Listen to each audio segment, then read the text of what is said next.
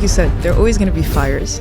Okay, certain things we cannot control, but one thing that we can control is the environment around us where we work. And I actually really do care about that because I myself like going to our showroom, sitting with the team. I enjoy that, and I need to enjoy their company, and they need to be happy coming to work, and they need to feel good about what they're doing. So let's get the basics right, get a good foundation before we try and grow it.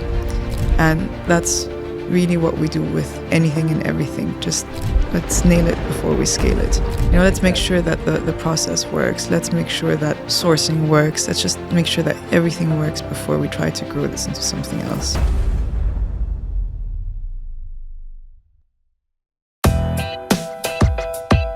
Ladies and gentlemen, Earthlings and Martians, I'm so glad that you're here. Welcome back to the My First Business podcast, where I find mentors for my business and put them behind a mic. Each conversation is designed for you, my dear listener, and for myself to help us improve our businesses and feel a little less lonely on this turbulent journey. My guest for this conversation is Tini Meyer. Now, what I loved about Tini the most is that she's found a way to mix art and business, and she's done it so aesthetically. What I learned from her during this conversation is how to set a good foundation before trying to grow the business. She emphasized the need to nail it before you scale it, and she shared her approach to making strategic pivots and taking calculated risks. So, who is Tini? In 2009, she arrived in Abu Dhabi to establish an artist studio residency center. And by 2012, she'd co-founded Interior 360, which is a boutique home furnishing store, which then pivoted to contract furniture. She started her business by importing designer furniture and home objects, but with the one-off nature of the products and the customization requests from her clients, she realized that her business might not be sustainable.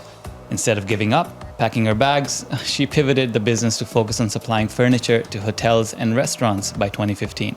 And now Interior 360 has become one of the largest contract furniture suppliers in Dubai, having delivered to over 900 restaurants and hotel projects throughout the GCC, and probably more by the time you hear this episode. Over the years, Tini has expanded her business to include in-house manufacturing. She's recently gone vertical. She now supplies cleaning materials, which, by the way, are made by a company that's been around for 100 years. Here's what Tini and I discussed in this episode. Her mistakes she made when she was just starting out, managing the business while taking care of kids, building culture at work, seeing other opportunities in different industries, having no space or place for C players, mixing creativity and business as an artist, and so much more. I've been so lucky to have found such humble superstars that should be heard about much more, and Tini is definitely on that list. As always, there is no pretense, no academic business jargon, just pure passion for the way she molds her business and keeps it going and growing. I hope you enjoy this episode as much as I did. So without much further ado, here's Tini Meyer on the EO series of the My First Business podcast. Today's episode is brought to you by Entrepreneurs Organization, or EO for short. Since its inception in 1987, EO has evolved into a vibrant global network, now boasting 17,000 members across 60 plus countries. Now, just in the UAE, where they've been active since 97, it's especially impressive. They're approaching 150 members, representing an average revenue of $120 million and a combined workforce of 31,000 employees across diverse industries like technology, healthcare, logistics, real estate, jewelry, media services, beauty, food and beverage, and I really could go on and on. EO's strength lies in the support and the opportunities it provides. As an entrepreneur, I understand how solitary this path can be, and that's where EO UAE comes in, offering these invaluable resources through its robust calendar of events, workshops, networking opportunities, and a mentorship program that pairs you with seasoned business leaders. So if you're a business owner in search of a supportive community, rich with networking and structured support through accountability groups and mentors, then EO might be just what you need.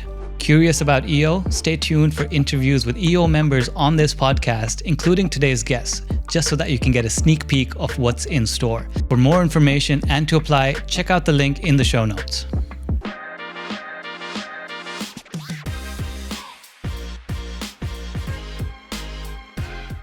Tini, welcome to the show. Good morning. I'm so glad to have you. We've been trying to make this happen for a little while now. Finally. Finally, you're here. I had a certain place to start our conversation, but we were talking right before we started, and I've completely changed my mind on what to start with now. Okay. So let's dive into this. if you're comfortable talking about it. I feel like you've asked me to go snorkeling, and we're going for a deep dive instead. We're going for a deep dive. This is going to be full of surprises. Okay. But my trade-off is you get your first coffee of the day here. Thank you so much for that. Much needed. So that's the price you will pay. Okay. So you've just delivered. Yes. Baby number 2. Congratulations. Thank you so much. I wanted to talk about that because I don't think it's talked about enough about managing a business while being a full-time mom, because there's no such thing as a part-time mom. A mom is always a full-time mom, regardless of what else she's doing, right? And especially for, like, I do business with my wife, and we have the consideration at some point this will happen to us as well.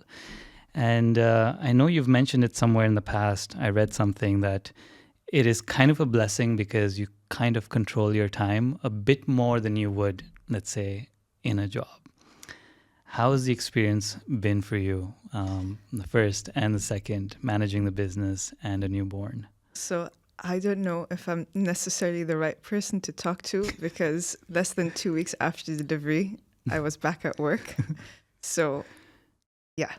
But that was really my own choice. I felt very restless sitting at home and just, I wouldn't say doing nothing, because taking care of a baby is a full-time job. But I just could not disconnect from work. And maybe that's something that I need to work on for myself at some point, but now is not the time. Both instances were very different. So the first time I had a baby, the sales team was a lot smaller. It was shortly coming out of COVID. And actually, I think it was still COVID time, actually. And it just felt like I had to go back to work.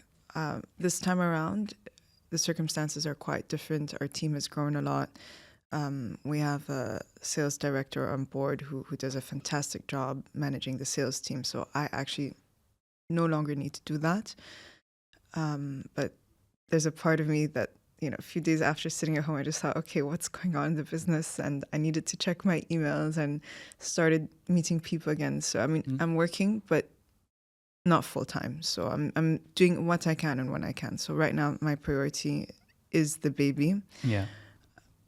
But yeah, I'm not a full-time mom, let's put it that way.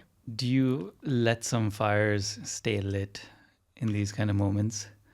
What do you mean by that? So part of the entrepreneur role is to put out fires. Maybe for me, it's 90%. And Alina especially, I think, will relate to this. She has a tendency to watch over all the fires and make sure they're all put out. And you could have $1 billion business, doesn't mean you don't have fires, right? But I would love to know, please, if you meet someone who has a business that doesn't have any fires, please introduce me. Yeah. I want to know what the trick is. I feel like they're constantly fires. Just they vary in size and in intensity. Some fires are like, whoa, what just happened? Other fires are like, okay, let's just tap that out. I'm lucky that, we've obviously worked very hard to get there, but right now we have a very good team and everyone needs to be accountable for what their job is. And if SOPs are followed, then the amount of fires drastically decrease. There's still other fires. I can give you an example. Yeah. Something that's completely out of control is the Red Sea shipping situation.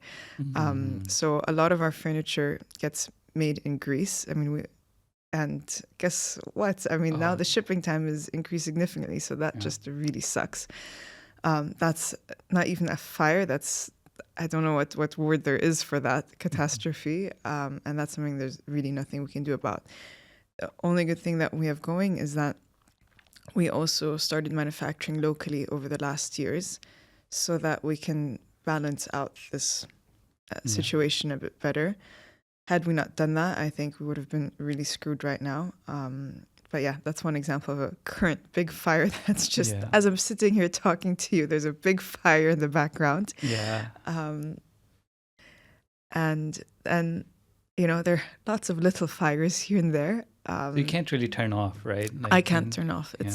I wish I could turn off. I know others that are much better at it, that can turn off their phone on the weekend and not care, and then start Monday. And that's amazing. I'm very jealous because I can't do that. I've gotten much better over time. Mm-hmm. It's not as bad as when I first started the business. It was nonstop. But now I am able to disconnect more, just not completely. Yeah. Yeah. I mean, who's to say what the right way to do it is? Because there's no right way to entrepreneur, is what I'm learning through these conversations. I think I remember Dhiren, when he was on the show, he said, your job is to walk out the door even if there's a fire. So he's like, let some fires burn, because there's always going to be enough, and you can't possibly put all of them out and stay sane in the business too. And the difference between Alina and I wonder if this is the difference between your husband and yourself, is that I worked a corporate job for a long time. So I worked in industries from 2010 to 2020. So like I had 10 years, 10 to 13 years of corporate experience, whereby I was paid to only think 9 to 5. And I didn't have to, although I did, but I didn't have to think past 5 p.m., check my emails past 5 p.m., my weekends, my weekends. So after having that training built into me and then starting our own thing, I've kind of kept that going, probably to the detriment of my business. I'll be honest about that. I could probably work harder, but Alina kind of balances that out. I wanted to talk about this later, but since we're already on this topic, wanted to dig into this too. So working smarter, not harder, right? That's, you know what, is such a big subject. Yeah. Because as you mentioned, you felt, you just said that maybe it is to the detriment of your business. You could work a lot harder. Mm-hmm.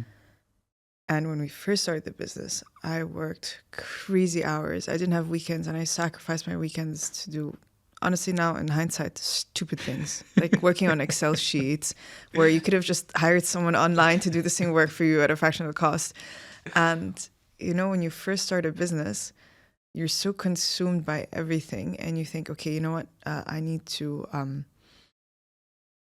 keep the costs low. I need to do this myself. And very often, you're your only resource. Mm-hmm. But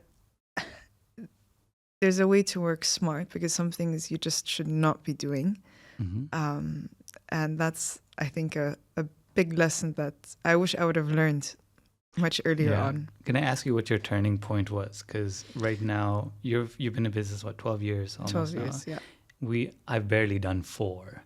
And there are weekends where I'm still working Excel sheets. And I know Alina for sure is putting in a lot more hours. But what was your turning point? When did you realize that you're not doing high leverage things with that extra time? So, I still work on the weekends, but I'll do the things that are urgent or that I actually want to do a bit of creative planning. So it's not because I have to, but because I just have a hard time not doing something. I feel like I need to do one productive thing a day. Mm-hmm. But I think the turning point was about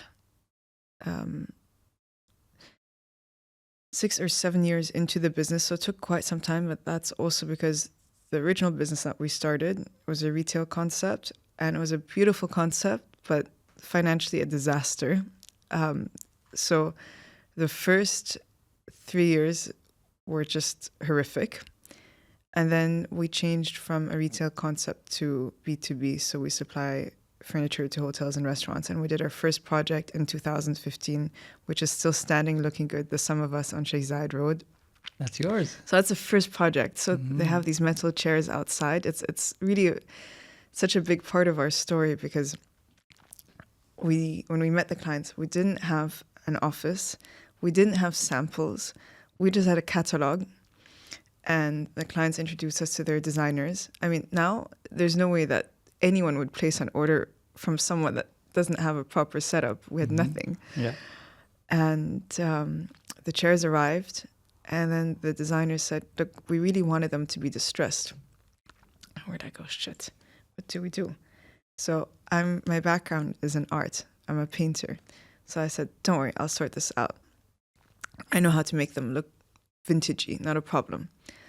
But these metal chairs are powder coated. So that means they're not painted. They're basically, a car is powder coated. So, you can't just chip the paint off. So I had to do a lot of research, and I found that there's a certain gel that you can use. So I would put the gel, scrub it off, and then repaint the chairs, and they looked beautiful and perfect by the end of it. So I've mastered the art of that.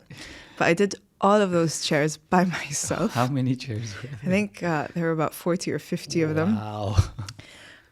For the ones that had to be distressed. But that was our first proper project. And since then we've just delivered our 1000th project since 2015. But obviously there was a transition period. We didn't, the pivot didn't happen overnight. It took us another couple of years to undo the shitstorm that we were in. Yeah. Then it took us a couple of years to start growing. And in the beginning, it was just so chaotic. It wasn't chaotic. But there was no structure. There was no process because we were learning by doing. Mm-hmm. And that's the reason why now we really try to get everyone in the company to understand the importance of process and sticking to this. Because if you grow larger and you don't have process and structure, you're just going to end up with a big pile of crap, really. Yeah. So to go back to your question, I think it was about 5 years ago that I started. You haven't stopped working on the weekends, but you've kind of. But now I just. Like you work on the business versus. I work in on the business versus in the business, and I just do things that I do because I want to do it. Mm-hmm. Whereas before I felt forced, like, oh my God, I have to do this. I can't go out with my friends because I need, mm-hmm. It was self-torture for no reason. Yeah. Do you, and this is probably hard to answer, but do you regret that? Do you? I don't know. I haven't, in a way, there's certain things that, certain events I've missed out on. The fact, I wish I had done that.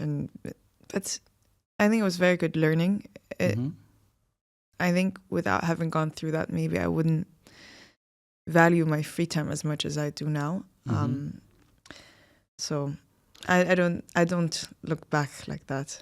Yeah, and I asked that really shyly myself because I'm not a big fan of looking in the back mirror because whatever's done is kind of done, and it had to be the way it had to be for me to be here. And like, I'm not saying everything is fate, but there's not a lot of point ruminating if a decision was right or wrong. It's just the contrast of the decisions made is what makes life beautiful, right? Like if you've kind of spent those early morning hours, late weekend hours, missing out on social things, was that price worth it? And most people would say it's done and I'm here. So I don't know if it was worth it or not, but it's done and I'm here. And when we started our business, Alina and I, one of the things that I wanted to champion, she wanted to champion, was figure out how we can do this without letting go of our lifestyle, because we had a certain freedom to our own lives. Even as I was working a corporate job, I had my hobbies, my activities, like social things. I've very well balanced life. And I said, you know what? I don't know of any entrepreneur that doesn't have a well balanced life. And that's been the challenge so far for the last 3 or 4 years, where I think we're in the middle ground. But that's beautiful, honestly, because what is the point of being an entrepreneur if you're not going to enjoy your life? So I think that my husband and I have done a pretty good job at that. I mean, we do work hard, but we also have a lot of balance to do the things that are important to us privately. But to go back to, how do you spend your time at work? And our business coach, Steve, said something that really, really resonated with me. So his advice was, you should only do the things in your business that only you can do. Only you can do. Oh. So now I have gone back to work, but I am right now not doing things that others can do. I'm only doing things that only I can do for the business. So that is very powerful. And it's such simple advice, but every time I'm about to do something, I think, okay, should I be the one to do this or not? And then there's some certain things that other people from the team should be doing. Like, okay, so I'm not going to do it. They need to do it. And I need to do what only I can do. Yeah. And so my experience with that, let's build on this a little bit. I totally agree. How did you work on your patience? Because when you know you can do it, you don't have to do it. You have to tell someone to do it. They have to understand what you told them, and then they have to do it right, and they have to do it within the time I think that they're supposed to I do used it. to be such a patient person. Yeah. I don't know if I'm a patient person anymore. I went the tried other to way be. It went the other way around. Because Yeah. some things, I think accountability is very important. I think everyone in the business needs to perform, and it's quite interesting. Last year we did a workshop with a gentleman named Will. He has a company called The Culture Fix. So I went to an EO organized workshop, and I enjoyed it so much that I contacted him and said, look, I'd love to do this with our team. And with him, we revisited our company values, and lo and behold, no one knew what the values were. So what we did, and this is sort of his outlook, is the values need to be simple and short so that people actually remember them. And we made it visual. So for each value, we actually have a sort of cartoon character that goes with it. So we've narrowed it down from 5 values to 3 values. And those 5 values had like 3 or 4 bullet points. So basically it was like, with me? I'm happy to do that. I can share the before and after. Yeah. So it was basically 20 points that were our values, and no one knew what they were. Now we just have 3 values and 3 behaviors for each value. And we've introduced a praising system. So let's say one of our values is be a team player. And under that value is we are awesome at what we do. And that's when we sort of give a shout out to someone who's just so good at what they do that, they deserve to be praised. Let's say it could be someone from the estimation team that's found a solution where they were struggling with products, and then they found another supplier that does the same thing, but let's say at a better price or better quality. It could be someone from the sales team closing a big project. Whatever you think, someone's like, wow, they're really good at their job. That's when we use that praise. And we've tried to keep things as simple as possible, because then it just becomes part of the vibe of the company. Mm-hmm. And culture has always been very important to us. Again, it's not something that you think of when you start a business, because like now on the side, we've gotten involved in a very simple trading business, and it has 2 employees. And there it's all about what are the sales right now. And we're not talking about culture. We're not there in that business at all, right? They need to sell, and that's it. There's none of this. Yeah. And I think that's the interesting thing, is that after many years of growing the business, that's when you really make thoughts about this. It's like you said, you go beyond just the sale. And, it's very important for us that everyone lives with this in our culture. And it's also become part of our hiring process, because I want to make sure that people are culturally aligned. Sometimes it's hard to tell in an interview phase, and it only comes out when they're actually working. But again, we make all actions related to our values. So let's say if someone's not performing well in their job, then you know what? They're not being a good team player, because they're letting the rest of the team down. Because let's say something goes wrong in the delivery process. The people to suffer from that are the people from the sales team, because the client had a bad delivery experience. So they're not going to remember, oh, but this salesperson was so good. They're remembering how all the furniture arrived on site, right? So it's very important that the delivery team performs in order to make the sales team look good. And if someone somewhere along the way makes mistakes, it's letting everyone else down. So that's what we try to make people understand. That's why we keep going on about values, because this is the framework. What's the mascot for team player?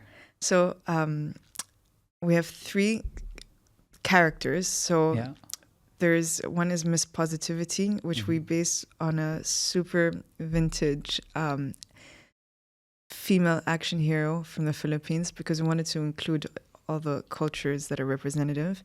So her name is Darna, so that's Miss Positivity.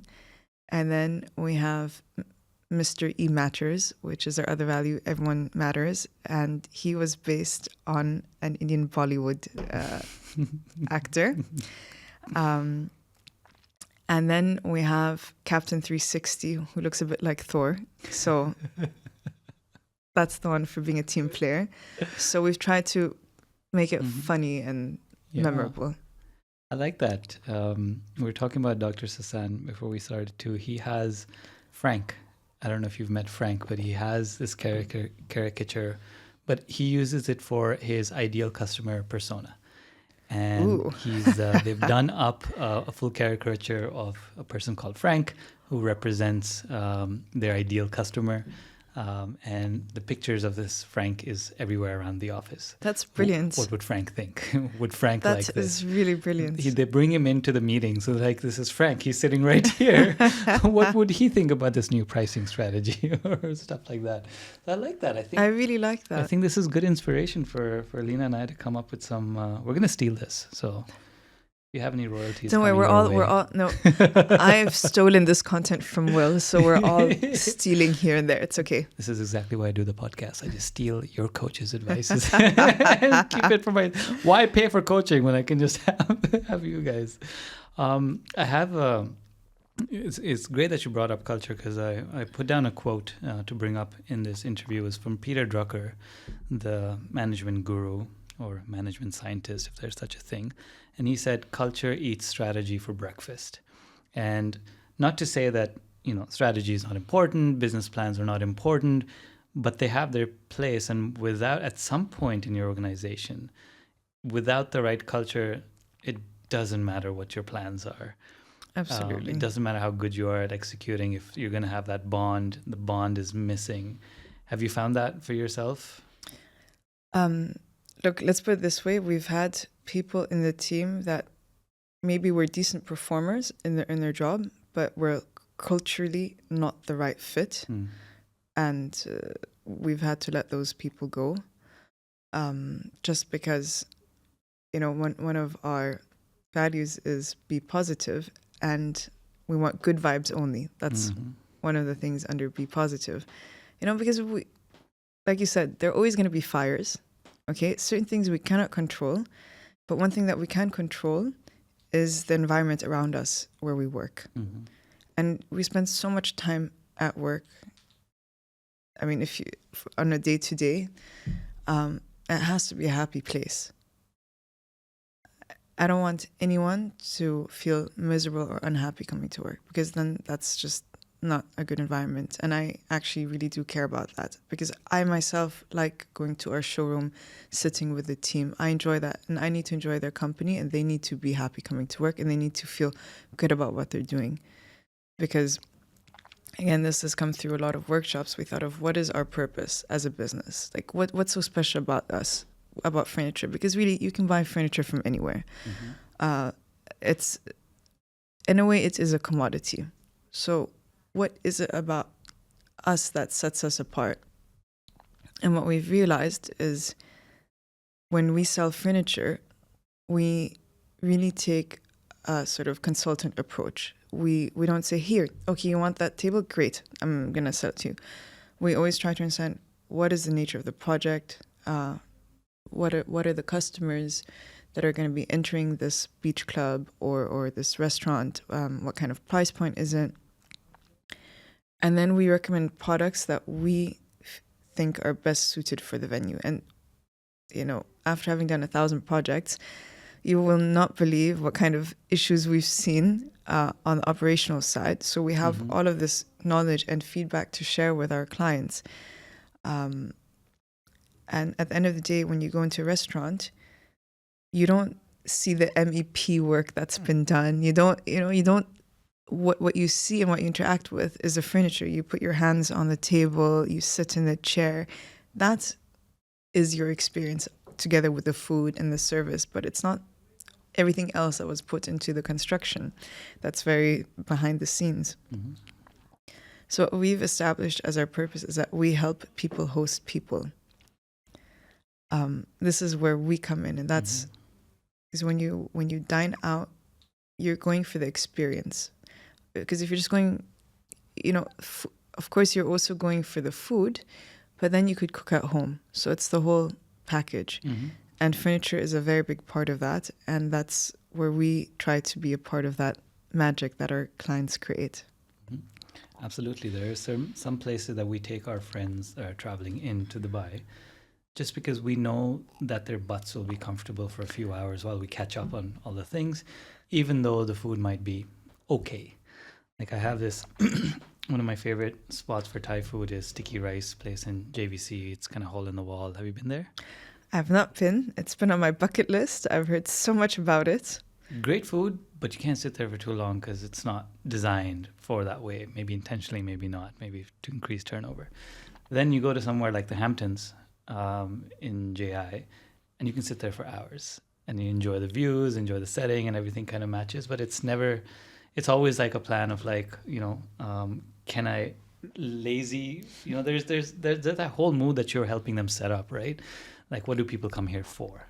If not the food, what else? Is it a social thing? Is it a quick come and go kind of thing?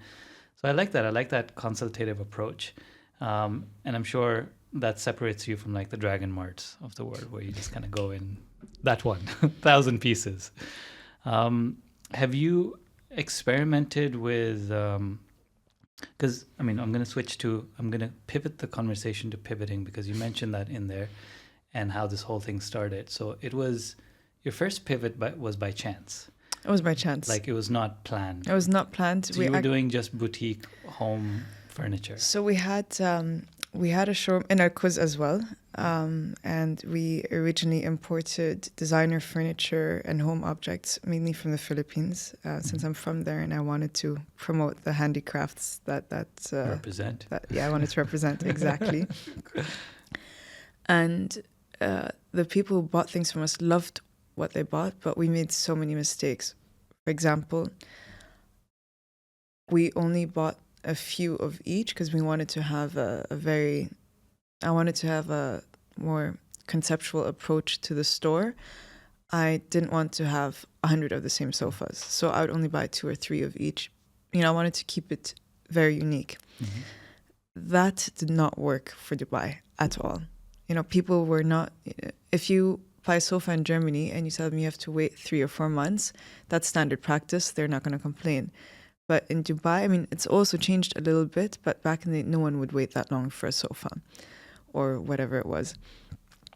So it just did not work.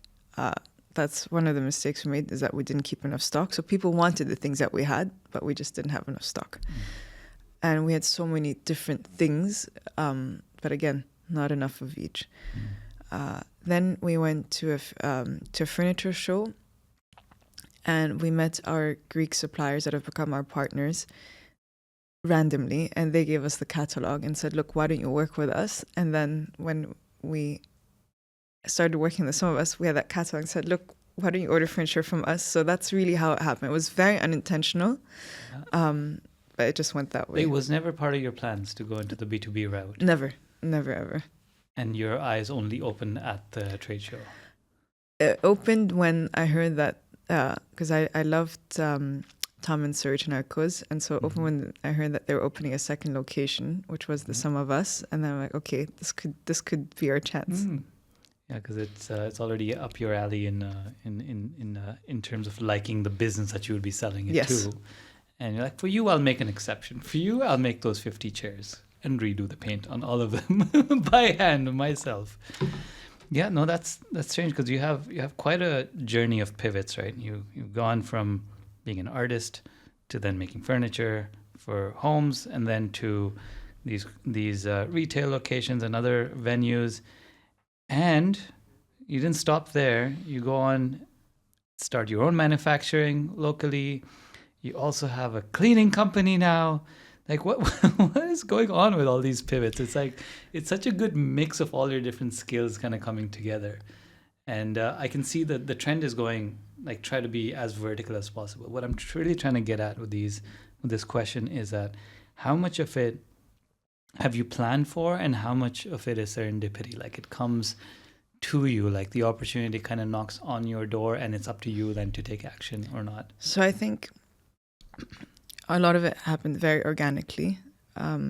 So the way that we started with our own joinery is a few years ago, we started outsourcing a lot of upholstery work. And then someone from our team said, look, why are you outsourcing this? You can easily do this yourself.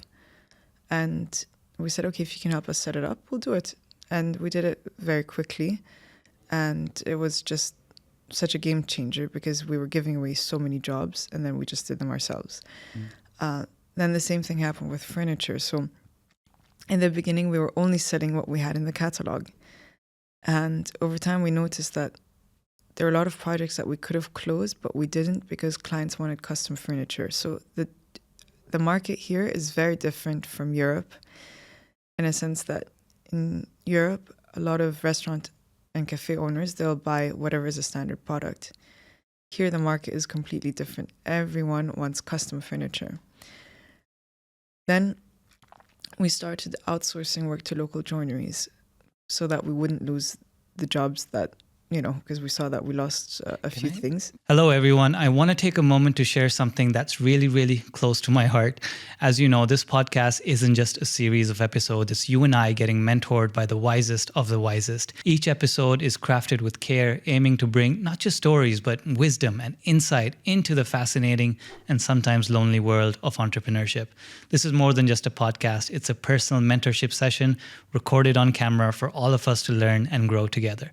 And this is where you come in. If any episode has resonated with you, your subscription or your vote means the world to me.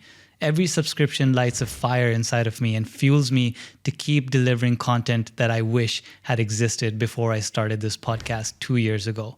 So I humbly ask for your support.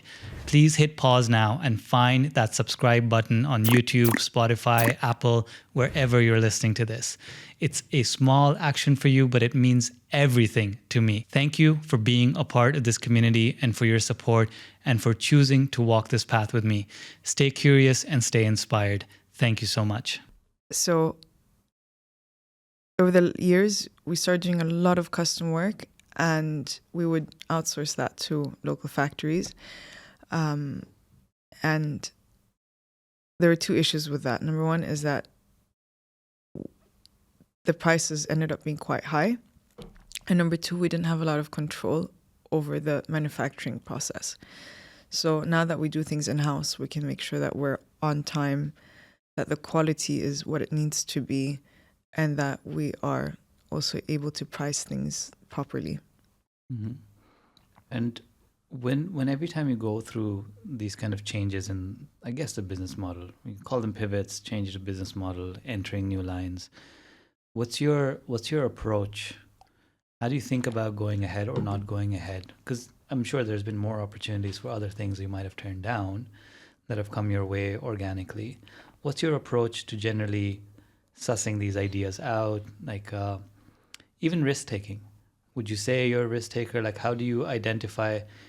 Are you a numbers person? Do you like do projections and see? Are you going by gut? But how are you measuring your next step forward when an opportunity does show up on your radar? So my partner is the numbers person, not me. So, but I can answer your question. Mm-hmm. I mean, it's a lot of it has to do with bandwidth, right? I mean, there are so many other opportunities we could pursue, but right now, I think that, I don't know who said this, maybe it was Vern Harnish, you have to keep the main thing. Mm-hmm. And right now, our furniture business is the main thing. Mm-hmm. We started as a distribution company and we've now gone into manufacturing as well. Then the cleaning materials business started off because a lot of our clients were having issues with the furniture getting damaged and they were using the wrong materials. So we've partnered up with a German company. They've been in business for 101 years. And only. So they really know what they're doing.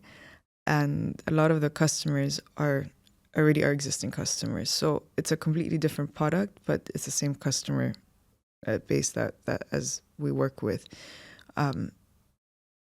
So none of these areas have taken away from our bandwidth, I would say. And right now we're looking at opening in Saudi. So that's something that we're actively working on in terms of next steps for the business. And again, a lot of it, we have thought long and hard about it. And that's the reason why we didn't rush into Saudi. A lot of other companies have done that.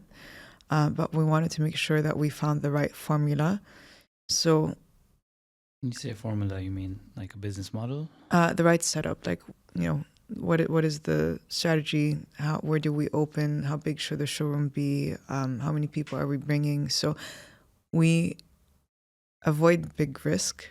We do take risks, but anything that we risk, we need to be comfortable knowing that, okay, this might not work. Yeah. But one thing that I would say I'm quite proud of is over the years, we have kept investing into the business. I think a lot of other business owners would have just let the business do what it does and leave it at that. But for example, we moved to a bigger showroom a year and a half ago. So we have a massive space in our cause. Then we opened the joinery and we expanded it. And then we kept buying new machinery. So we didn't buy all the machinery in one go. We bought the essentials. And then we started adding on to that. So we keep growing, but I would say that we grow very organically and in a way that it works with our risk appetite.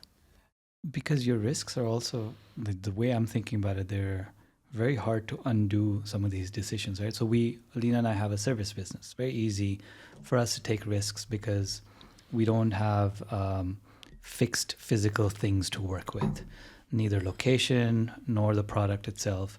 So we can kind of pivot. Our challenges are different. It's a bit too fucking easy to move around in our business that we forget the main thing is the main thing sometimes. But if I had to sign a lease for a new showroom, which is much bigger, and I'm sure it's more than 1 year that you have to sign, or move into a new country where you would need more people that are full-time, I'm just wondering, like, how much time do you spend thinking about these and how many different angles you kind of look at it? It must be quite extensive. It's very extensive. It's not like back of the napkin, kind of like, hey, let's go to Riyadh. No, it's not at all. It's really one of those things that, ideas come up and then you get very excited. Like, okay, we're going to do this. But then you take a step back and think of, how do we do this? Because, for example, for Riyadh, we've had people come to us and say, look, why don't we partner? We'll do everything and you don't have to do anything. That's already sounds too good to be true. I'd rather do it myself and take the hard road. Because at least I know what I'm getting into and I can control certain things. So I like knowing what I'm dealing with. Yeah.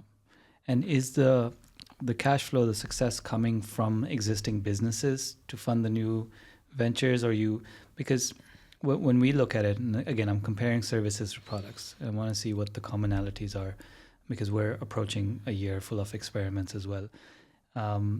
Do you wait for a certain ROI? Do you have like a plan of knowing if this test has a hypothesis? Like if in 1 year we don't hit X, Y, Z, then is there a backup plan? Is there a back out plan? Or once you're in it, you're just fully in it? Once we're in it, we're in it. I have not thought of backup plans for anything. But to go back to the joinery example, we started it and we started with the basics. We didn't go and buy all of the machinery that we wanted to begin with. We just bought the bare essentials. And then I'll tell you what really put things into perspective for us was the other year we attended a workshop with Bill Ole. It was organized by EO, and he's the director of entrepreneurship at MIT. Really brilliant guy. It was a 3-day workshop, but it was just amazing learning. Like, you did not feel bored. And he said, you've got to nail it before you scale it. And we started the joinery with this mantra. You know, you have to so we got the right people in place first, got the basics. Let's get the basics right. Foundation. Get the good foundation before we try and grow it. Yeah. And that's really what we do with anything and everything. Just let's nail it before we scale it.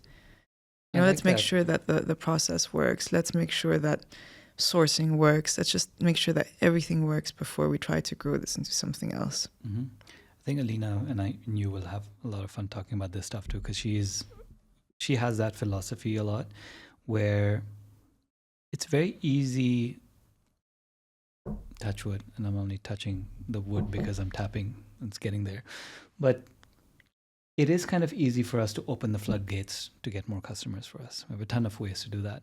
But she's a fan of slow growth, in the sense that let's grow sustainably. And then we started coming up with these kind of models where from client number X to client number X, we operate with certain overheads, and we need to stop saying no to clients here so that we can clean up our house and be ready for the next kind of batch. And I'm always a bit more aggressive, I guess. Like, no, let's kind of go. I've changed my tune over the last 6 months, but I used to be a bit more aggressive into the scaling part. And she's really opened my eyes into seeing that there's no point. She's like, you know, if you throw a party and your house is messy, who's going to like it? You're going to have a ton more people. You can call everyone, call all your friends. But, you know, if the stove's not working and you can't heat the food for them, they're going to have a terrible experience. And we had that because we just kept saying yes to a lot of clients. Until we broke. And chasing that growth sometimes led to us scaling down in a bad way. And, you know, whatever we kind of made, we kind of lost because we had to fix it all again. So this year is a bit more intentional on like sales and marketing. Yes, they're important, but internal processes, systems, checklists, hiring strategy, backup hires, no dead weight, that all needs to be very clean. And this is kind of new for us because we're just stepping into finally working on the business after working in it for 3 years. But that's the thing. Everything you've just mentioned, you would never start a business and think of process, checklist, let's not have dead weights, how do we hire? You don't think about that. You just do it. Yeah. But then once you've gotten to a certain size, you realize, okay, I can't keep growing the business like this because it's not going to grow in the right direction. Yeah, it's going to grow, but to be an ugly monster. Yeah. And you don't want to grow the ugly monster too. Cool. We're going to explore some of the other pivots in your previous life too, coming before you even started here. But you mentioned one of the fires that is keeping you up at night these days. It's the Red Sea situation. That's something you can't do about. But I want to hear another example. If you have another kind of challenge in the business that you're working on, see, it's always easier to go in hindsight and say like we solved this and we solved that. I want to explore your thinking live and see. But you don't have to share anything confidential at all. But just to see how your mental model kind of works around solving challenges. Like how did you diagnose a recent problem? How did you even identify it was a problem? And what steps you kind of are taking to work through ideally something that doesn't have a solution yet, or it's not implemented fully yet. So, I mean, this is, again, this is, because you mentioned hiring. So let me focus on that a bit. It's very hard to find good salespeople.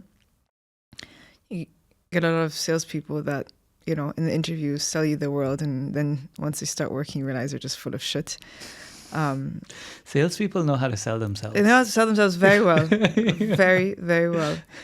But the thing is, at the end of the day, sales is a numbers game, right? It's all about numbers. Mm-hmm. And I think one of the challenges is if you have someone in the team whom you like and who's a great culture fit and who tries very hard, but then the numbers just aren't there. You know, it's a difficult decision But unfortunately, at some point you have to make a decision. And it always comes back to the same thing, which is hire slow and fire fast. And there have been a few instances where I've regretted not firing fast enough. And it's always, I end up kicking myself, like, why did I not do that before? There were all the warning signs. And I think with HR, it's recurring because it's just, we've made a lot of changes. So in our hiring process. So if I look back to how I hired when we first started the business compared to now, it's night and day. So when I first started the business, I didn't know what interview questions to ask. It was just very much based on gut instinct. Do I like this person? Do I not like this person? Now it's a lot more systematic. We go through several interview rounds. First of all, I look at the CV and look at their working history. If someone's jumped from job to job, that usually is a red flag. So first, obviously, I analyze the CV a bit. Then sometimes we ask them to do a certain assessment test, just communication basics, just to see what their written communication is like. Because what I hate is having people join and then their emails are a disaster. That just makes me insane. Yep. So we try to do a bit of screening. Yeah, for us, that's so big. Like writing ability is big because we work remote and there's an async, there's time differences. If you can't write well, it's a challenge. Yeah, it's a clusterfuck. Yeah. But you'd be surprised how many of these clusterfucks are out there. So it's, again, we... Do you do video interviews? Like get them to record things? Or? Initially, we do video interviews, depending on how busy we are. And then if the video interview goes well, then we invite them to the showroom and do an in-person interview. Mm-hmm. And if that goes well, then we do 1 or 2 more rounds. So that we usually ask, if it's for sales, we give them an assignment. We give them a task to say, okay, these are the projects. We want you to do a business plan for these projects. How would you target them? How do you map out the projects? What are your next steps? Mm-hmm. And then we look at how good their presentation is. And if it's well done, then we continue to interview them. We do reference checks. So that's something that we do quite religiously. And the thing is, on one hand, when you do reference checks, a lot of people will, feed you a bit of nonsense. But at the end of the day, you can always tell if someone's just giving you a polite answer or if someone is actually enthusiastic. So one of the questions I ask is, would you hire this person back again? Mm-hmm. And the ones that have been amazing performers, the response has been like, I would hire them immediately. And with so much enthusiasm. Mm-hmm. Whereas for people that did not perform, it's sort of, we would. You can tell. You can tell. So on one hand, it's generally to get feedback, because one of the questions I ask is, okay, just assume we're going to hire this person. What is one area you think that they need to improve on? Mm-hmm. Right? So it's not asking what's wrong with them, but where do they need to improve? I like that. So that's, and then the person on the other side of the table also knows that when you say you're going to do something, you mean business. So reference checks for us are a must.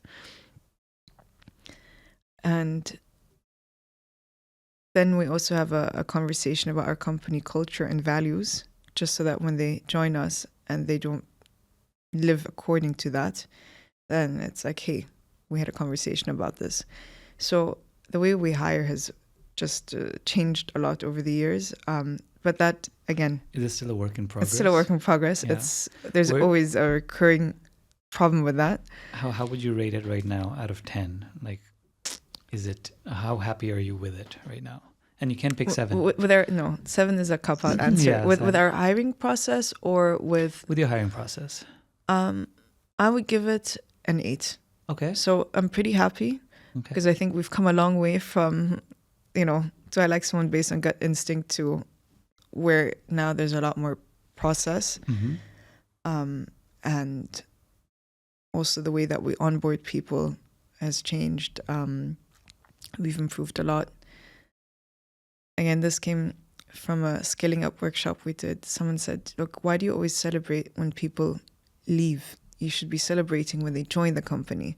So whenever someone joins, we usually order food in the office, or we send them so nice. a card ahead of time with a small gift saying, looking forward to you joining. We've also arranged a lunch for them and their family in one of the projects we've done. So we just think of something small to do just to show that we're excited about having that person join us. So it's better than a signing bonus, I think, because that memory stays with them. So you never know what to do with their signing bonus.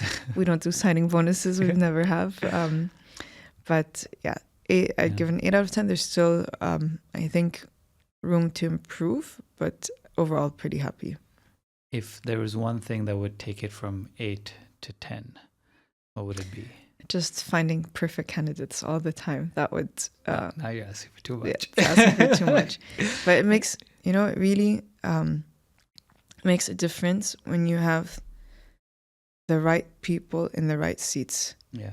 It just, for example, we have our sales director who joined us a few months ago, and he's just fantastic. He must be really nice because you've mentioned so him nice. three I know. times I mentioned now, him 3 times. I love him. I know. He's great.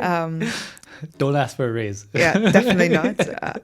But he's good at dealing with clients. He's good at managing the sales team. He's culturally very aligned. He gets it. He gets the humor we have. We make jokes all the time, and whenever there are fires, we laugh about it. It's like, oh, fucking hell. And, but we have a good laugh and we deal with it. And it's good energy. And I like surrounding myself with positive people. Yeah. I think a lot of people that are looking for jobs don't appreciate why businesses do multiple rounds of interview and go all these different places. I didn't realize this until I started hiring. I was still working at the time. I got a position where part of the job was to bring people on. And I started to realize all that I went through was so necessary. So, for example, my first job at a university in Toronto was on Bay Street. I studied finance, so Bay Street is our Wall Street. Oh, you've really pivoted. Oh, dude, I've been a ton of places in my life, but it was a job. I was on a student visa. I finished my degree, so I had to take any job that I could get because the goal is to stay in the country and get the PR and then the citizenship. So I got this opportunity of a sales job. Who the fuck wants to work a sales job when they graduate from a university, right? But you take it. It's 40 cold calls a day. Oh, man, that's brutal. I was put through an interview and then another and then another and then another and then another 9 rounds. I talked to 13 people before they hired me. Wow. Because I was only when I got in, they're like, you're the youngest we've ever hired for this kind of role. And I said, but yeah, that's all good. But in none of these 9 interviews, did you not realize that I'm not a sales guy? I just finished a degree in finance. And what I learned about sales from that organization is beautiful. Like they just hired mostly for attitude. All these 9 interviews were all culture checks from 13 different people, very well trusted people within the organization. Because I'm a 22-year-old kid. What can they ask me about my technical knowledge? There is none. And what their solution to sales and good sales, and this is a company that ended up selling themselves to a Fortune 100 company. Their solution is great sales training. You bring your best self. We've got coaches, we've got people, we've got decks, we've got presentations, we'll take you away for 3 days in a year to Victoria. We went to Victoria quite a lot. It's funny, I've been to Victoria 5 times. I've never been to Vancouver. Just crazy because I was right there. And that's how they solved it for us. And I got so much support from the guy sitting to my left, from the lady sitting to my right, from my boss. Her door was always open for any kind of sales question. We had that culture of sales culture, open floor. You hear everyone selling on the phone because and you're just taking notes and everyone comes and high fives, the sale is done. We share stories right on the cusp. So I've been a sales guy ever since. I haven't been able to let that go. So it's been 13, 15 years of selling constantly. But one thing MC said from Fruitful Day, which is really interesting. When she's hiring salespeople, one of the questions that she has is, what would you do on your first day? And that pains. So it's kind of similar to your project. It's a great question. Right? It's very close to your project question. Like, if you had this business to develop in this market, this project, what would you do? But her question is so pointed, like, what would you do on your first day? And then you hear a variety of answers. The question that I usually ask is, if you were to join us, how would you see your first month? But I actually really like MC's question. Yeah. We actually call each other a lot just to talk, chit-chat about sales, and compare notes. But, you mentioned that you were hired as a 22-year-old without any experience. And this brings up a very interesting point, is I no longer hire salespeople based on experience. I hire based on personality type. I've hired people who sold furniture to hotels and restaurants. I was very excited to have them on board. And the result was really not what I expected it to be. And last year we hired someone who, she moved to Dubai after COVID from Paris. She worked here for a year, just spoke almost no English when she arrived. She learned within a year. She had no hospitality experience. She did have sales experience though. And now she's just performing wonderfully. But she had the right outlook. She had, I met her and I thought, wow, I really like this person. As a customer, I would want to buy from this person just because she has such great energy, positive attitude, is interesting to talk to. And again, she didn't have hospitality experience. She didn't have furniture experience, but she just had the right outlook and the right attitude. So that's one thing that I've also changed, is I don't believe, at least for sales, I don't believe in hiring people that have furniture experience. You can learn the product. Yeah. I put together a team. So when I joined this company, I was 22. After 5 years, it's funny because I told you this company got sold to a Fortune 100. So it was Western Union that bought it. Oh, wow. And then the guy who started the company is from Victoria, BC, which is why we went to Victoria a lot. It was called Custom House Foreign Exchange. And he had sold it to Western Union, but with a non-compete clause for 5 years that he can't open another business with the same product or service. 5 years and 1 day. And he started a company called Encore FX, which is like tongue-in-cheek. Even the name is like, I'm back. I'm back. Because when Western Union bought us, they completely changed the culture, became a big corp instead of a family-run type business. And he wanted to give his people a new chance. So he brought a lot of us over and gave us the different markets. And I went from being this random guy who finished a degree in 5 years to being a VP at his new company, his new startup. And he just walks me, he appointed a president who walked me into an office in Mississauga. And he said, here, set it up. I'm like, set up what? The furniture? He's like, yes, that and people and computers. I'm like, what's this about the people? What's this about the people? I put together a bunch of misfits. I was like, I don't want anyone with finance experience. What did you sell before? Plumbing? You're in. It was literally like that. Because I'm like, you know what? If I can just teach them the product and they can do whatever they want, maybe they can be creative with how we do things. Maybe they can inform the rest. Because I was stuck in a rut. I knew one way to sell. So I was looking for these kind of different misfits that didn't work out. They weren't neatly in the finance box. The suited and the ties, they'd walk into the interview with a shirt a bit out. I'm like, interesting. Let me explore this one for a bit. And pretty sure I fired more than I hired. It was a humbling experience. My first round of hiring people. How many people did you bring on board? In total, 14 in 2 years. Not all of them sales. I'd say 2 of them back office and the rest 12 in sales and account management positions. And out of them, really proud of a lot of them. For example, I got this guy who just came from China like a year before. Oh, wow. Very poor English. James, I love you. Okay. If you're ever watching this, I love you. He's a complete misfit. Doesn't fit in the clean. The difference is James has been here for more than 1 year. James was a cowboy. So James's business was done in karaoke bars. And that's why I hired him.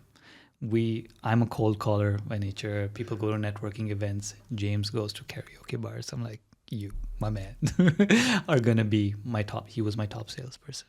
Could not even come close to him. What was so special about him? He cornered a niche of the market, Chinese people. He spoke Chinese fluently, both the languages, Mandarin and Cantonese. He just came from there. He'd hook people up with things outside of the business. He was that kind of guy. He's like, I have a guy for this, I have a guy for that. You need something from here. Like anything outside my business, he would still be helping them. He'd go and drive them home because they were too drunk, his clients. He would go and argue on behalf of his client to their wives. I'm sorry I kept him out too late, but I had forced him. So he would do a lot of... Wow, that's going above and beyond. Dude, but that's his life. So it's not like anybody was telling. That's just how he lives. He was recently divorced, so he was single too. So he had all the time, and this is how he filled his time. He's like, I'm having fun. He didn't come to work till like 10, 11 in the morning, and I never gave a shit. For everyone else, I'm like, you got to be there in time. For him, like, you come in whenever you want because I know where you were last night. Well, that's the thing. If someone's performing, yeah, you just give them so much more flexibility. Of course. But someone's not performing and then they want all these exceptions. It just makes you feel like they're taking the piss. Oh my God. Hello, everyone. I want to take a moment to share something that's really, really close to my heart. As you know, this podcast isn't just a series of episodes. It's you and I getting mentored by the wisest of the wisest. Each episode is crafted with care, aiming to bring not just stories, but wisdom and insight into the fascinating and sometimes lonely world of entrepreneurship. This is more than just a podcast. It's a personal mentorship session recorded on camera for all of us to learn and grow together. And this is where you come in. If any episode has resonated with you, your subscription or your vote means the world to me. Every subscription lights a fire inside of me and fuels me to keep delivering content that I wish had existed before I started this podcast 2 years ago. So I humbly ask for your support. Please hit pause now and find that subscribe button on YouTube, Spotify, Apple, wherever you're listening to this. It's a small action for you, but it means everything to me. Thank you for being a part of this community and for your support and for choosing to walk this path with me. Stay curious and stay inspired. Thank you so much. So, C players. Let's talk about C players. Biggest part of being, I think, my life right now is just trying to get a hold. You said the hardest thing is to finding people, and the second hardest thing I think is C players. Absolutely. And I talk to everyone on this podcast about their views on how to deal with them. But I know I've read somewhere that you have nice, neat dashboards now, and you have a good outlook into your business, employees, KPIs. Everyone's starting to get them, and they're being measured and everything. But it's also fair to say that sometimes your intuition already tells you without the numbers if someone's a C player or not. What have you found to be your intuitive warnings? When did you develop this higher, slow, fire, fast? Were you always, did it come naturally to you? No, not at all. In fact, the first time I had to fire someone, I had such bad anxiety. I couldn't sleep for days. It really did my head in. It wrecked me emotionally. And I remember I even had to call people to give me the encouragement that I needed to just do it. And it was so painful. It was very hard. But now over time, I've just become so much less emotional about it, just because now things are so much more systematic and so much more process driven. So, for example, what we do now, everyone has their cultural ranking score, and then they get a work performance score. So the thing is, for the sales team, it's very easy because it's all numbers. There's a numerical assessment. But then for the back office, that's something where we're working. I mean, everyone has KPIs, but for the back office, the KPIs have been a bit wishy-washy because Fluffy. someone who does, for example, quotations, or someone who takes care of logistics. I mean, logistics, again, was delivery on time, yes or no? But then there's so many factors that, let's say, are out of their control as well, right? Like if there's a delay in the shipping company, that's not their fault. So we're trying to figure out, how do we implement KPIs properly across the board? Because again, we have our sales coordination team, and their responsibility is client communication. How do you put a KPI on that? So there are areas that right now, this is a challenge that we're trying to figure out and work on, because we want everyone to have clear responsibilities, and I mean, responsibilities are clear, but clear KPIs basically. But in this chart that we have, it ranks out, it averages their cultural fit, and it averages out their work performance, and then it plots them onto the chart. So if someone is in the C element of the chart, then they have to go. Right. And do you make that decision pretty quickly now? Yes, but then sometimes there are other factors at play. But I want to talk about, on the same note, C phase players. So I'll give some context. There have been times in my life where I'm not perfect. No one is. And you also talked about something culturally for my people. We operate on extremes, so I'm kind of like that with my performance. Over life, I've been either a strong A player, but then I have C phases where I just refuse to give a fuck. It happens. Shit happens. It could be a job. It could be personal relationships. There's just phases happen when you go down. So I feel like that happens with employees too, with my employees. But I can't always find a way, like, is this a C player or is just a C phase? Because you talk about things like interviewing, they were really strong, or their first month was really strong, and then something happened and it's been really bad. Do you do any kind of coaching, mentoring, trying to bring them back into the balance to see? Yes. What does that look like for you guys? So we have a business coach whom we work with. Mm-hmm. And if someone is really trying and they're stuck, we say, listen, you can get on a call with Steve and you can talk about the issues you're having and see where this goes. And now that, the sales director, I'm bringing up for the fourth time now. This is the last time I'm going to talk about him. So Milad has also been very proactive in sitting with the team and understanding where are they stuck. What do we need to do to improve? And the feedback we give is continuous. So everyone knows where they stand. So we just say, listen, this is working really well. This is not working. What's the problem? So we really work together with them, and we usually give them improvement plans and just a lot of guidance and a lot of support and time. Time spent with them to work on this. So everyone in the team has different strengths, so we always try to work on their strengths rather than working on their weak points, but certain things obviously need to be improved on. For example, we have someone in the team that's really good at cold calling and opening doors, but then that person is maybe not as good as closing. Then we have someone else who's very good at closing, so we try and work together as a team to say, okay, why don't you work together on this project? You've opened the door, you need someone to come and close it.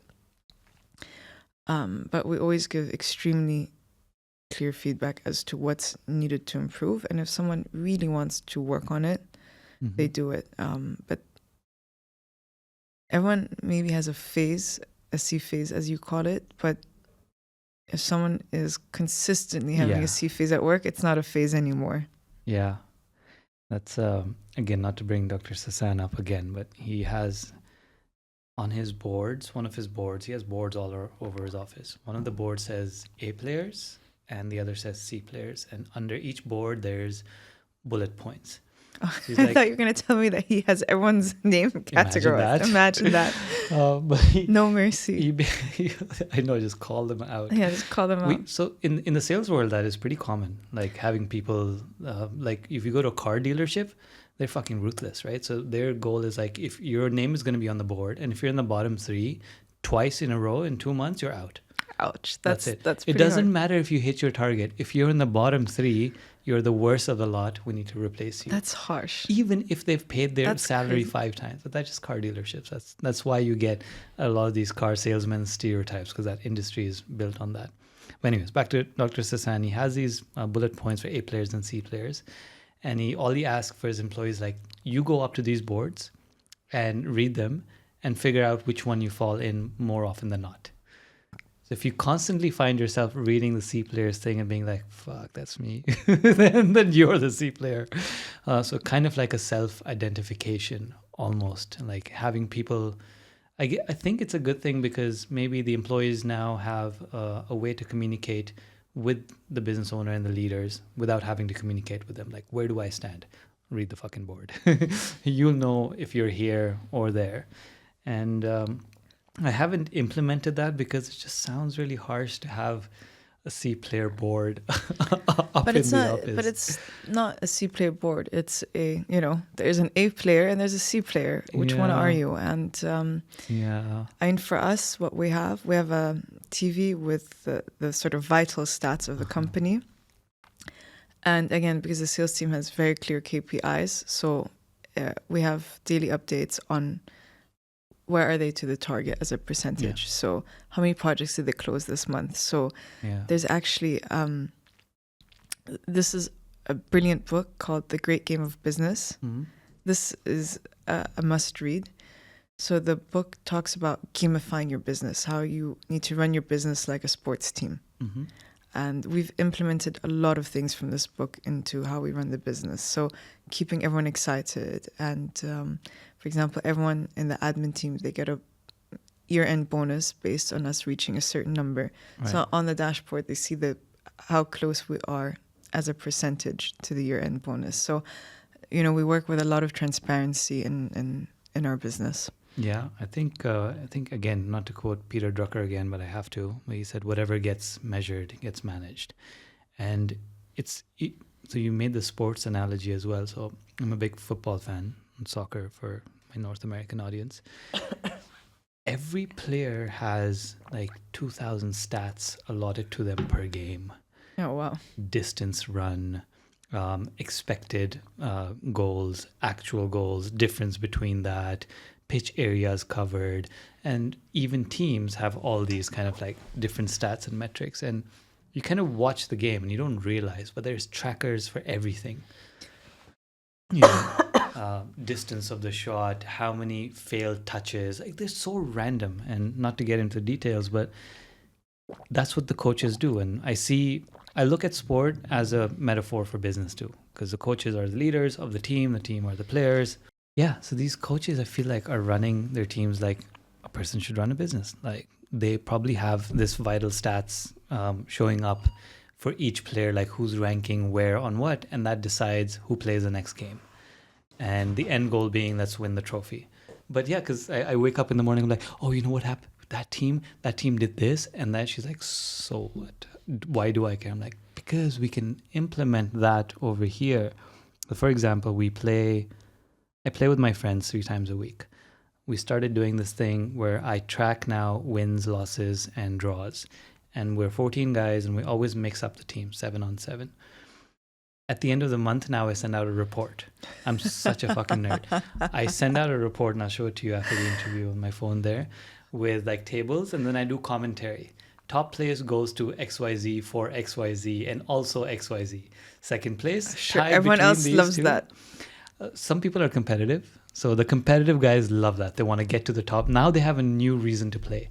First, it was just to like play the sport. Then it was like to get a workout. And now it's like, I want to get to the top of the table. And that's what salespeople are like. Genuinely good salespeople are looking at the top spot and they're like, I want to be that. 1, and 2, you know or 3. What? They're not afraid of competition. They love it, actually. They love it.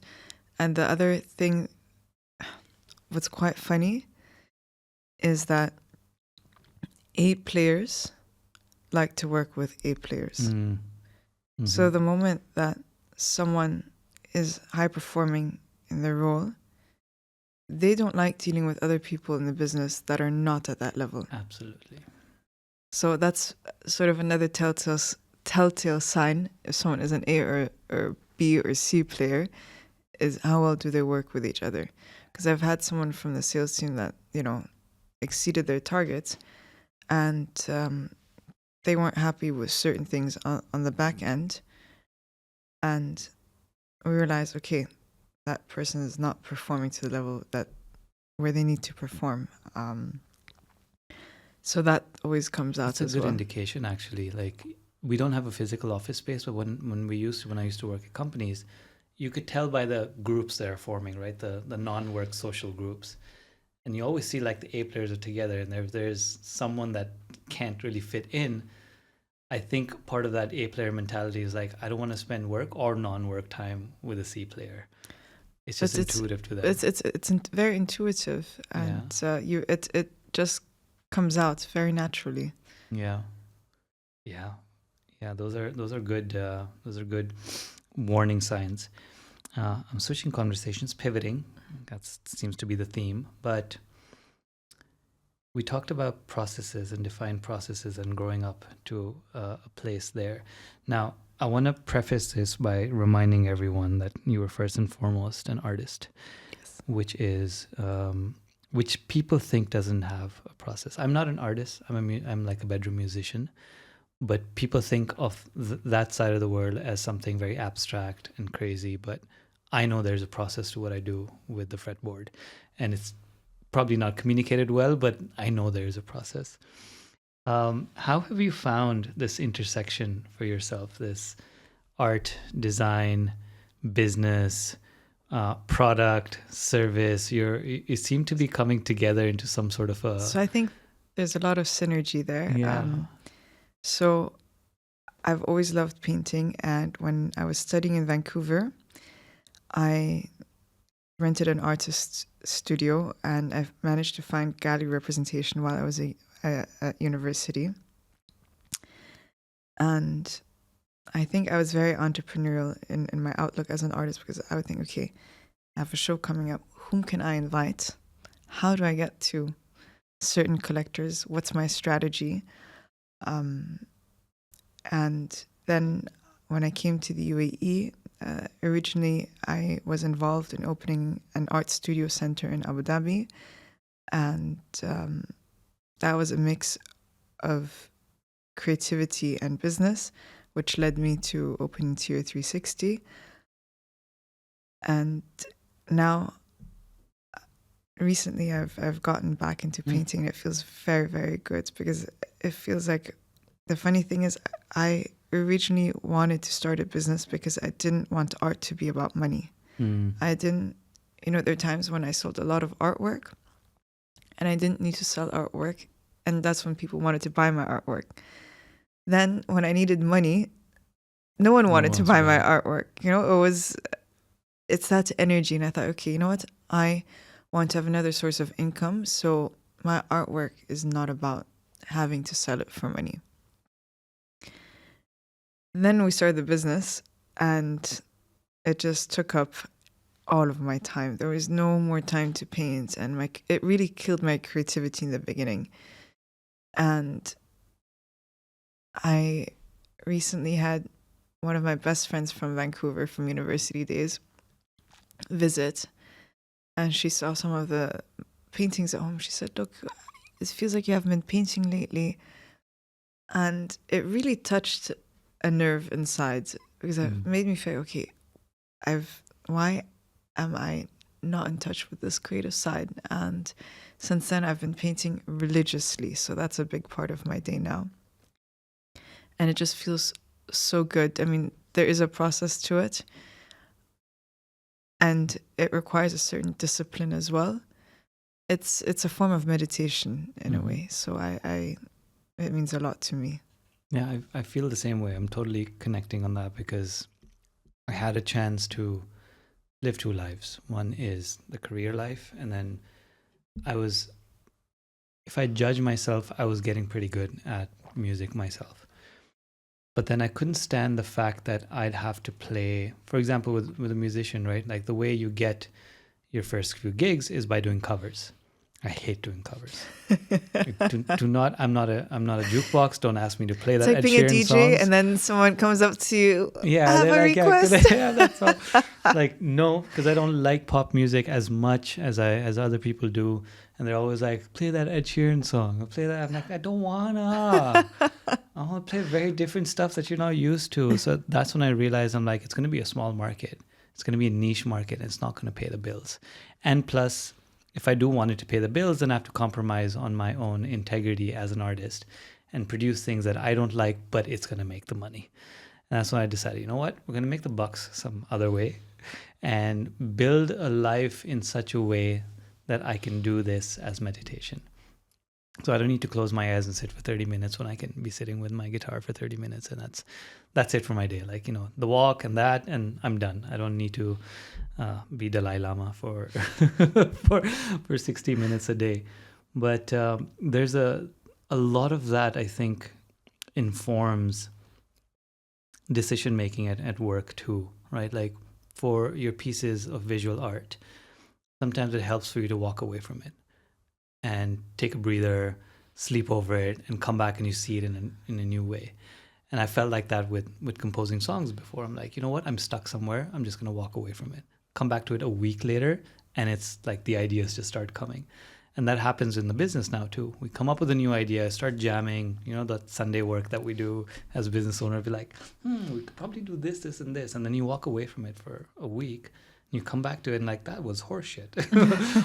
or this is a missing piece. Do you find elements of your artistic process entering your business process, or are you keeping, or you find new muscles in your brain for the business?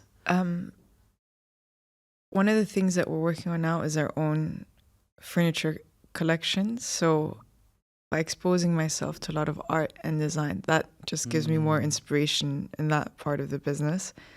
And there's a part of the business that's also extremely creative because we work with a lot of interior designers that really put a lot of attention to detail into designing a space. So I really understand that and I thrive in that detail. So there's a lot of overlap, maybe mentally speaking. But also when I paint, that's the time I have to myself, and a lot of ideas just come to mind. Subconscious. It's subconscious. Right? So after that, I'm like, okay, I think about the business, I think about anything and everything. But as you mentioned, taking a step back. So when I paint, I usually work on multiple canvases at the same time because I have one canvas right now that's quite dark, and then I have another one that's very bright. And I work on either one depending on my mood. And it's also like the business, you work on something and then you leave it and then you come back to it when the time is right. Yeah, like you can, as the business owner, you could do the boring project, which you kind of have to do, and then you can do the exciting one, which has a bit more risky but challenging but fun.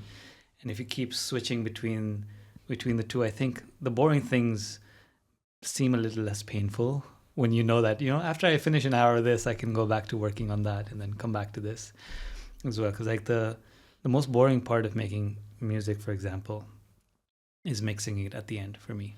Like when it's all the layers are recorded, you're like listening, like turn this level up, turn that level down.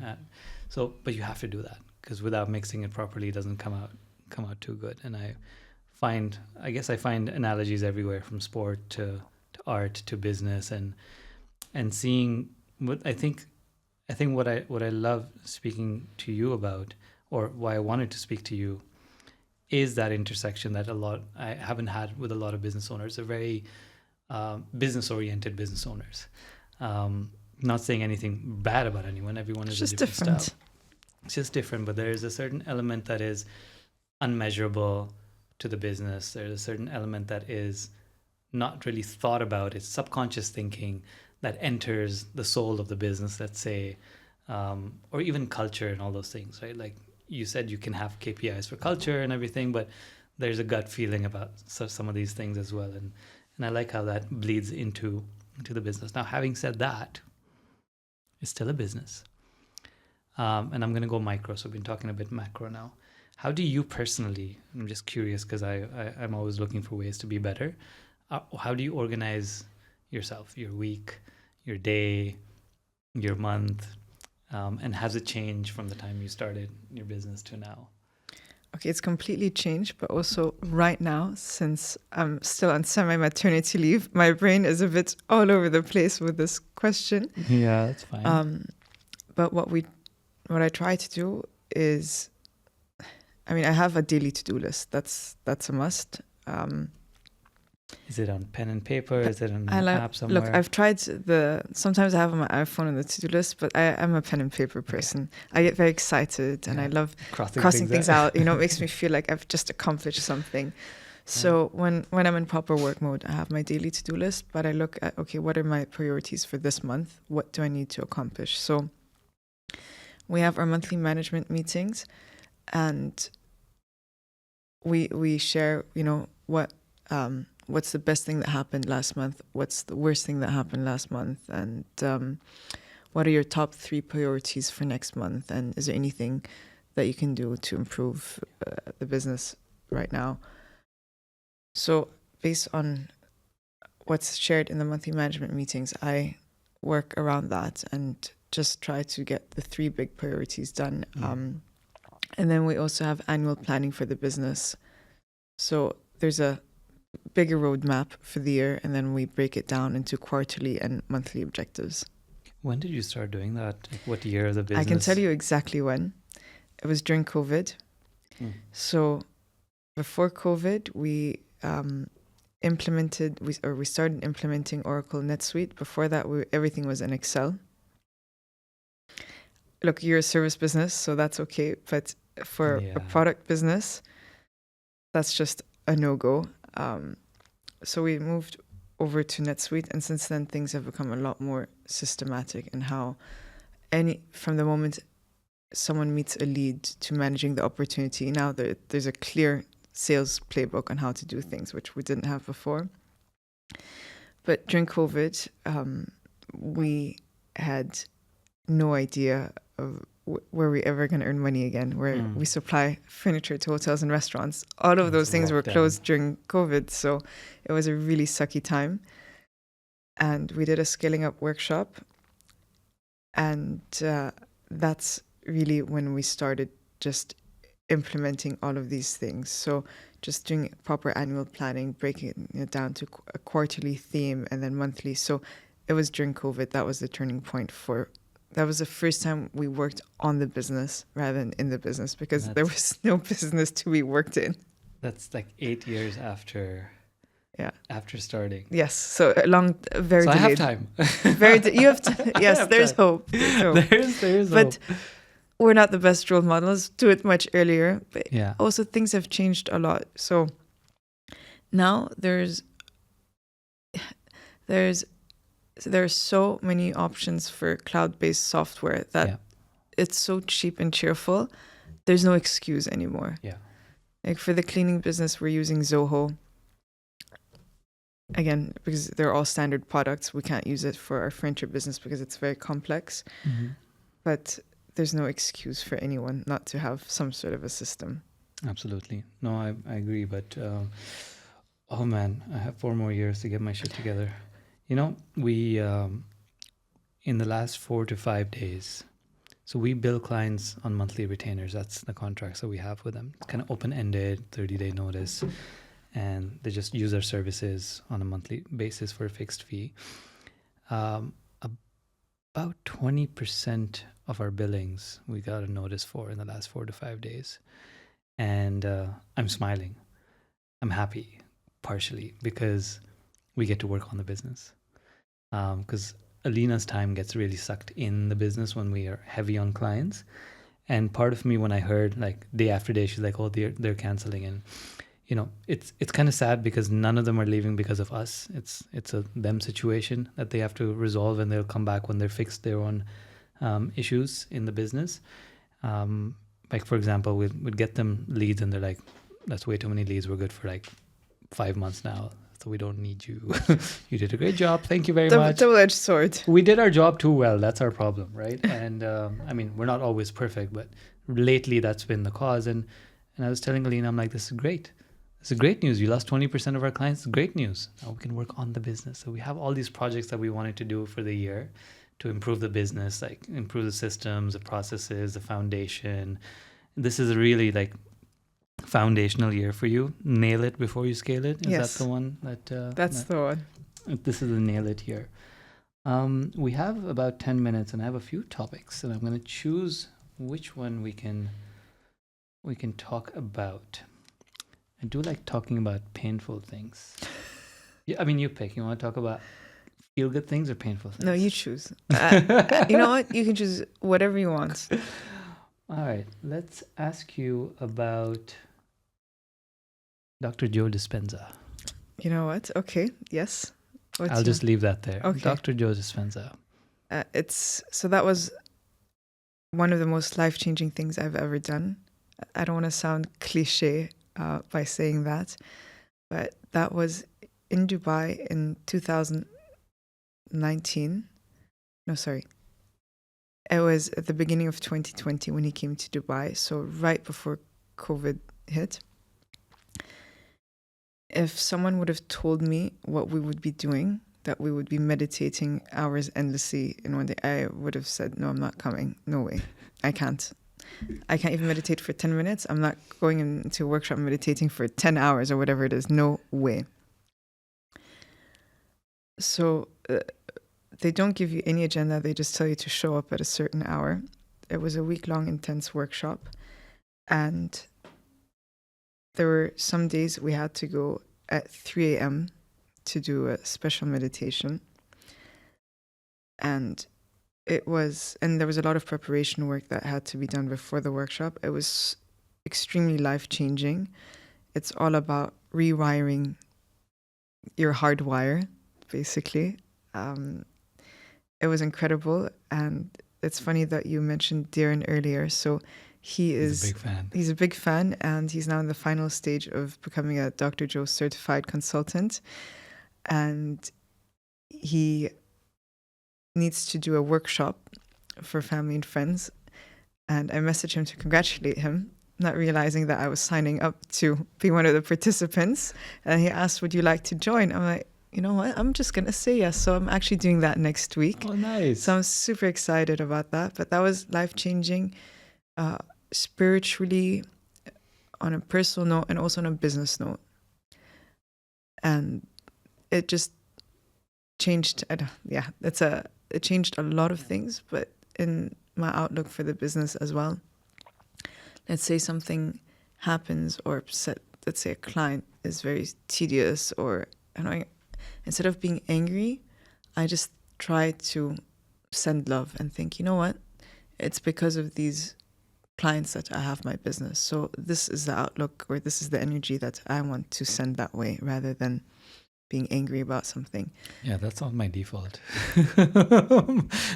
My default person in here sometimes is a real bitch.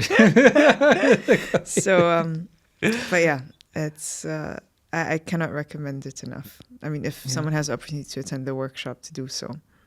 I'm hearing so much about him from all EO people now that I might check him out. Do it. And I highly recommend to do it with your partner and your wife, just because I think it's so life-changing that you can't have one person in the relationship do it and not the other, because then you're in different directions. Yeah, no, I agree with that. Even with business coaching, right? Like we were talking to getting potentially a one-on-one coach this year in lieu. So we did the EOA program last year. And this year we're looking for something that is just completely one-on-one, multiple times a month kind of thing. But Alina's not ready yet for that, at least not yet. And she said, why don't you do it? And I said, it won't be the same. Because if we're equal partners, equal founders, yes, we have different roles in the business, kind of similar. I'm the back office operations, Alina's front-facing kind of person. I switched my life completely around from being a salesperson to being in the back end now. But I don't, yeah, I think there will be a mismatch. Like if I'm getting this theory, then then having to sell it to her, and she wasn't in the room, so the context wasn't there. So either we both do it or neither of us kind of do it, because I want to take her along, and she wants to be along for the journey. We see eye to eye on a lot of things, which is a good thing and a bad thing with groupthink. But we generally like don't find ourselves in disagreement. So I wouldn't want to do something without her. So yeah, good recommendation, Mr. or Dr. Joe Dispenza. I'm coming for you. You know who was here last week? Rajesh was here. I don't know if you know Rajesh Sajnani.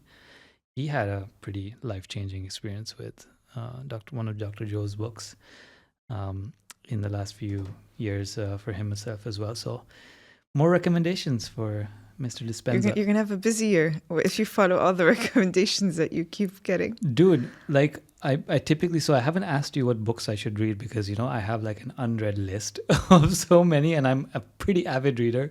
But everyone who comes on, I was asking them for books. Like you gave me The Great Game of Business. It's going to go on my list. And eventually I'll read them. But Eventually. But yeah, the challenge of doing like a podcast like this or doing too much coaching also has this thing, right? Where you're like, there's all these things I should be doing, could be doing, can be doing, it's like should a fire not be doing. It's drinking out of a fire hose. Yeah, just completely there. But I try to let my subconscious mind take over, like, and see what kind of stakes. And I think you'll be a part of our journey, because there'll be things that happen because of this conversation in our business, and I'll always tie it back to when Tini said this. Please let me know. I will, and you'll see it. Like it's already happening with a few of the older ones that I've done a year ago. Can you share an example? Who did we get this from? There's a few confidential ones that I don't want to share yet. Okay. But there's been like elements of things that we do. So for example, I don't want to share that. Okay, but that's a nice thing about EO.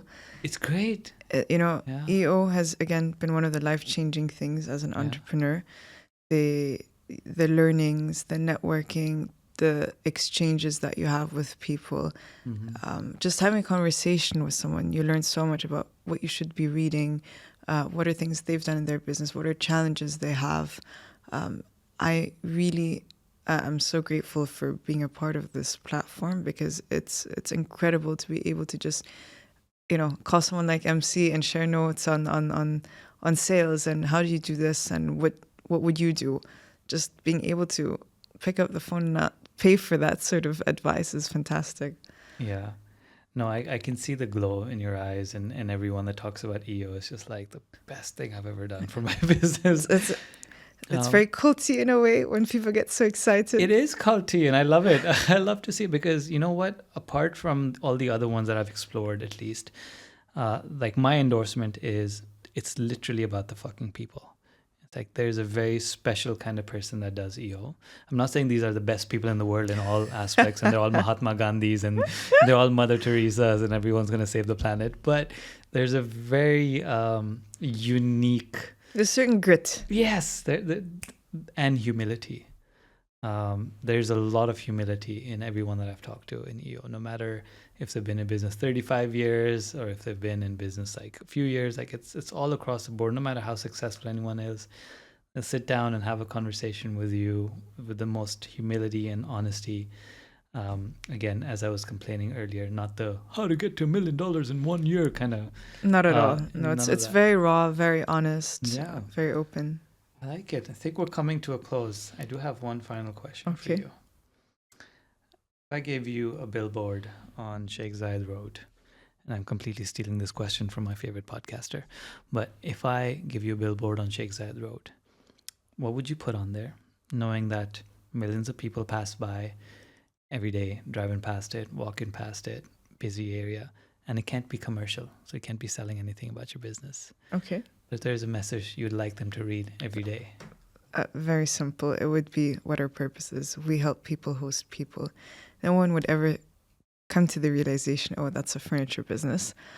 And that's the only thing that we would put there, that people think about, what is this? Yeah. What if it had nothing to do with your business? What would you put on there? Oh God, that's a very difficult question. I think I would just put a photo of my happy place, which is by the beach, and something that looks where you just feel like that's the place you want to be right now. Takes you away to a happy thought. What's your favorite beach in the world? I'm from the Philippines, so I'm of course going to tell you that it's in the Philippines. Palawan is definitely one of the most beautiful islands. Palawan. How do you spell it? Palawan. Okay, Yes. now it's going to get crowded. Okay. I'm going to put the word out there. I'm kidding, I'm not that famous. Nice. Well, this has been great. It's 2 hours have just flown. Can you believe it's been 2 hours? Honestly, the time really flew by. And I haven't even talked about a few things. Feels like it's just been 20 minutes. Yeah, no, that's when you know that you're having fun. Thank you for being so great. Thank you for being honest. Honestly, with me. this was so lovely. Yeah, let's do a final handshake for the camera. Thank you for coming on.